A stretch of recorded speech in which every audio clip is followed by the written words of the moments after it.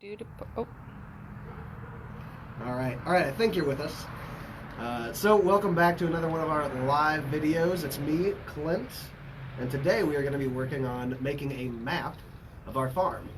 So this is something that anybody can do, whether it's a map of your backyard or your local park, or really just wherever you like to spend time outdoors. So we're going to go over a few ways of measuring bigger distances today. Because if you can see around us, our farm is pretty big. We're not going to be able to just measure that with a 25-foot tape measure. So I have with me today a whiteboard and some dry erase markers. We'll be using those to make the actual map. But before we start drawing, we need to get some measurements. So I've also got a 12-inch ruler, a yardstick, and we're not going to use it, but I wanted to show you in case you had one that you wanted to use. This is I believe an 85, oh no, it's a 100-foot big long tape measure. So this one would be helpful if maybe you have a smaller backyard. You might be able to do it all with that. But our farm here is pretty big, so I'm going to talk about a couple different ways that we can measure these larger spaces. So one of those would be by pacing it out. You can walk heel to toe all around the perimeter of whatever space you're doing, and then you can actually measure the size of your shoe to figure out it is just about 11 1/2 inch. So we could do paces around the entire perimeter of the farm, but even that's a little tedious and takes a little bit. Another thing we can do is measure our pace. So start with the toe of your foot, the end of the yardstick, and take a normal sized step. And so that gets us to about, let's see,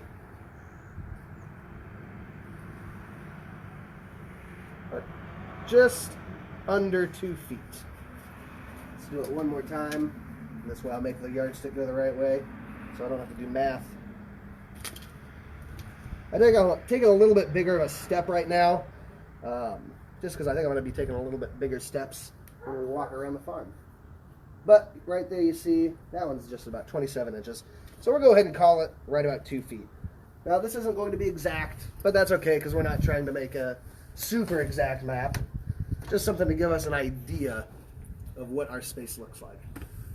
This can be really helpful if you're trying to do a backyard project or are planning on doing some backyard projects. That's going to give you a map that you can use to help your planning process. So let's go ahead and we will start over here in the corner, and we're just going to do a quick lap around the farm. We can kind of do an updated spring, signs of spring walk while we're doing that, and we will figure out how many feet we're working with.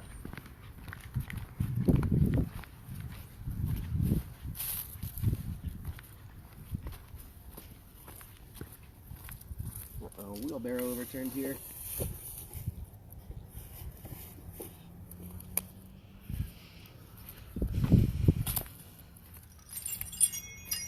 Anybody else get any of that awesome wind over the weekend? Knocked our wind chime clean off.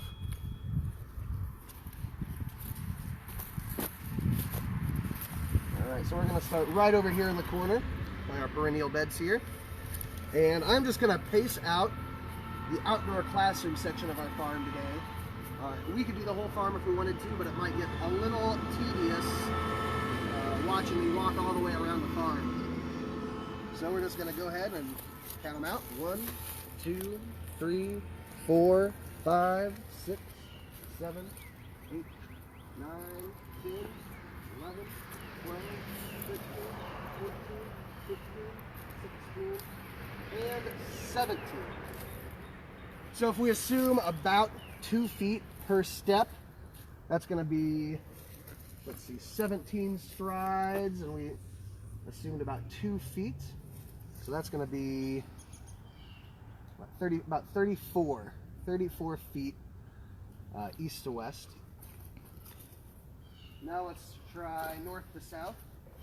Let's start over here on the fence line.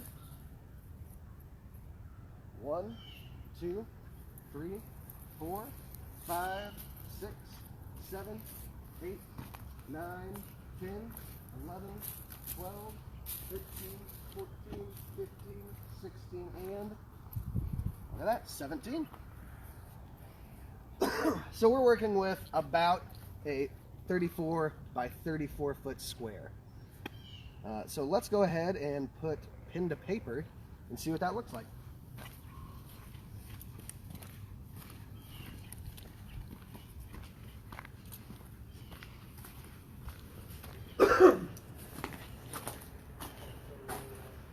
Alright, so we've got our whiteboard here, and you can use a piece of printer paper, a piece of construction paper, really just whatever you've got. But you might notice that our whiteboard here is not 34 feet. So how do we make that smaller? What we're going to do is called scaling. So that is where we take big numbers and make them smaller. The trick is that we have to make all the numbers smaller. So we have to use the same scale going east-west as we do north-south. Now, one example would be that 1 foot equals 1 inch. And so in that case, we would make our map 34 inches by 34 inches. And we would know 1 foot to 1 inch. And so we can do the math from there to realize that, well, that's right, it's feet. But our board is not 34 inches. So what we can do is do a ½ inch. So 17 inches. 17 there. And it's just a little bit longer, or shorter than 17 inches, but we'll go ahead, it's so close, we'll just go ahead and call it. So that means that this whole width here, uh-oh, the dry erase marker is getting kind of too dry. Let's try blue.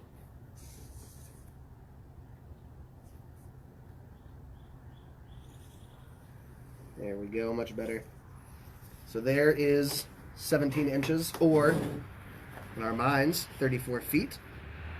And then we'll do the same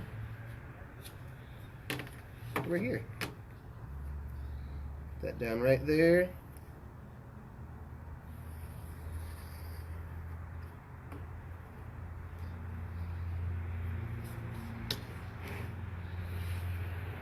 Get a little too much space there.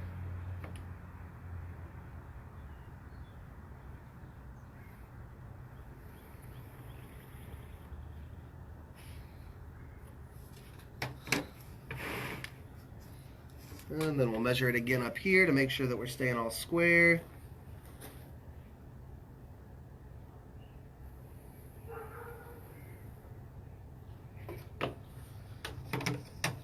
And then we can connect the lines, and that will be the perimeter of our outdoor classroom space. Now we've got a little extra space over here, so we're going to use this for some symbols. So one of the most important symbols on any map is a compass. That way we know which way is which. So we're going to do north this way, here's south, west, and east. Uh-oh, and you see you got to be careful, especially when you're working with dry erase. Really easy to rub some of that off. Just going to go ahead and fix that up real quick. So now we've got our perimeter, we've got our compass so we know which direction's which. Now we can start adding in some features. I'm going to kind of just do these by memory. If you wanted to do them more exact, you totally could. But I've spent so much time in our outdoor classroom, I think I can get a pretty good estimate based on my memory and maybe a couple quick glances over there. So we know over in our northwest corner, we've got a nice tire bed. And also along that west edge, we have a nice long garden bed and sort of a modified A-frame structure over there. And also our little free library. So let's go ahead and pop in our little free library over here. And we can definitely add in some labels. While we're at it, we'll just put an LFL right there. Speaking of little free libraries, go ahead and check our Facebook page out. We have been putting seed packets in little free libraries all over town. And those are for you all to go and grab and start your own gardens at home with. Let's also go ahead and toss in a little A-frame structure right there. As you can see, I'm more of a gardener than an artist, if you can't tell. Then we're going to have our nice long garden bed right here. And right here is our tire bed with our, we can put a little signpost in there. It says OC, Outdoor Classroom. Now we've got several more beds. We've got 4 right in the middle, and they are going off of either end of our long bed over here in the west. We'll just do one of these here.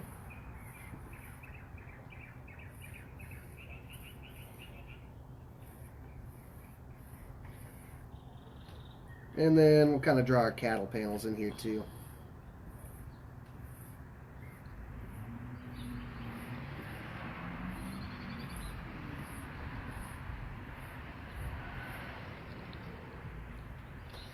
We've got our hugelkultur bed way on the north side. That's kind of a really long oval shape, just like that. And we don't want to forget our long bed right here on the south edge. And then we've got a few odd and end beds over on the very east side of the garden. They're a little shadier, but we can go ahead and toss. We've got 1, 2, 3, 4 of those.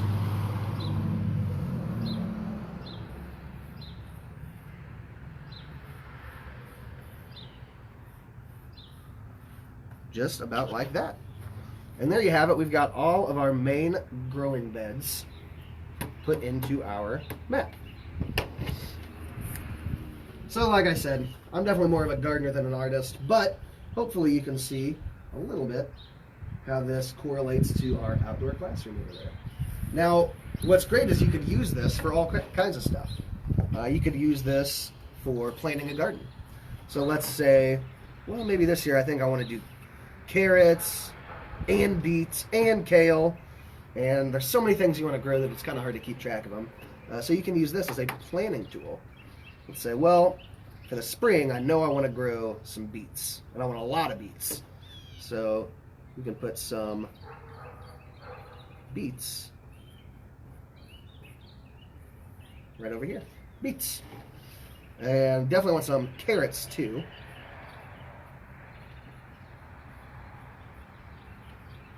And lots of lettuce for delicious spring salads. So put some lettuce in here. And so on and so forth. And you can get more detailed with it if you want to put estimated planting dates. Say maybe you want a lettuce planting date of March 18th, for example. So you can put lettuce. And even, instead of labeling all these with the vegetables you want to grow, you could just number them. So this could be bed 1, 2, 3, 4, 5, 6, 7. And we're not going to worry about these over on the side right now. So they're a little smaller and a little shadier. Now you can say, well, for bed 7, let's do lettuce from March to, let's say May there. You don't want to let it stay in the ground too long. And then after that, we can toss in some tomatillos. from, let's say, in May, after that lettuce comes out, to the end of the season. We'll just leave those in the ground until the end of the year when the frost comes. So that's just a little example of how you can use your new map making skills as part of a planning process. And this is actually about the process that I use every year to plan our garden over there. Now, I don't measure it out in paces every year. I have an actual 2-scale map of our outdoor classroom, and I use that to help us plan whatever crops we're going to be growing for the year. So thanks for tuning in. If you end up making a map of your green space, whether that's a backyard, a balcony, or a park, go ahead and share that with us and show us what you're planning to do this year. Thanks, everybody.